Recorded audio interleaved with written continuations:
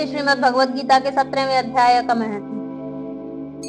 श्री नारायण जी बोले, मंडली के नामक देश में दुशासन नाम का एक राजा था। एक राजा किसी और देश का था। उन्होंने आपस में शर्त बंधी कि हाथी लड़ाए और जिसका हाथी जीते सो अमुक धन लेवे। तब दूसरे राजा का हाथी जीता, दुशासन का हारा। कुछ दिन पीछे वह हाथी मर गया। तब राजा की बड़ी चिंता हुई कि एक तो द्रव्य गया, दूसरे हाथी मरे, तीसरे लोगों की हंसी, इससे निंदा भरी। उसी चिंता में राजा मर गया। तब यमदूत पकड़कर धर्मराज के पास ले गए। धर्मराज ने कहा, यह हाथी के मोह में मरा है, अतः इसको हाथी की योनि देवो। हे लक्ष्मी।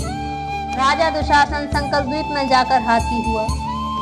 वहां के राजा के बहुत हाथी थे, जिनमें वह भी था। पिछले जन्म की खबर थी। मन में बारंबार यही पछतावा करे कि मैं पिछले जन्म का राजा था, अब हाथी हुआ हूँ। बहुत रुदन करे, खावे पीवे कुछ नहीं। इतने में एक साधु आया और उसने राजा को एक श्लोक सुनाया। राजा बड़ा प्रसन्न हुआ और कहा, हे संत जी कुछ मांगो। उसने कहा, और सब कुछ मेरे पास है, किंतु एक हाथी नहीं है। राजा ने यह सुनकर वही हाथी दे दिया। ब्राह्मण उसे अपने घर ले आया, हाथी को दाना दिया, वह नहीं खावे, पानी भी दिया, वह नहीं पीवे। रुदन कर मन में सोचे, कोई ऐसा हुए जो मुझे इस योनि से छुड़ावे। तब उस साधु ने महावत को बुलाकर पूछा कि इस हाथी को क्या दुख है जो कुछ खाता पीता नहीं है। महावत ने देखकर कहा, कुछ रोग नहीं है। तब साधु ने राजा से कहा, हाथी खाता पीता कुछ नहीं, खड़ा खड़ा रुदन करता है। यह सुनकर राजा स्वयं देखने को आया। राजा ने अच्छे अच्छे वैद्य तथा महावत बुलाए और उनको हाथी दिखाया।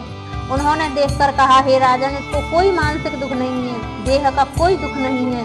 तब राजा ने कहा, हे हाथी, तू ही बोलकर कह, तुझे क्या दुख है। परमेश्वर की शक्ति से मनुष्यों की बोली में हाथी ने कहा, राजन, तू वही धर्मज्ञ है और वह विप्र भी बुद्धिमान है। इसके घर का अन्न वही खावे जो बड़ा धर्मात्मा हो, मुझे क्यों मिले। तब साधु ने कहा, हे राजा, अपना हाथी फेर लो। राजा ने कहा, दान में दिया हुआ मैं नहीं फेरता, यह हाथी मरे चाहे जीवे। तब हाथी बोला, हे संत, तू मत कल्प, तेरे घर में कोई गीता की पोथी हो तो मुझे 17वें अध्याय का पाठ सुना दे। तब उस साधु ने ऐसा ही किया। हे लक्ष्मी। 17वें अध्याय का पाठ सुनते ही तुरंत हाथी की देह छूटी, देव देही पाई, स्वर्ग से विमान आया, चित पर चढ़कर राजा के सामने आ खड़ा हुआ और राजा की स्तुति की। हे राजन, तू धन्य है, तेरी कृपा से मैं इस अदम देह से छूट गया हूँ। राजा को अपनी पिछली कथा सुनाई। हे राजन, पिछले जन्म में राजा था, मैंने हाथी की लड़ाई की, मेरा हाथी मर गया, तब से मैं भी उसी चिंता में मर गया। धर्मराज की आज्ञा से मैंने हाथी का जन्म पाया। मैंने प्रार्थना की कि मेरी गति कब होगी।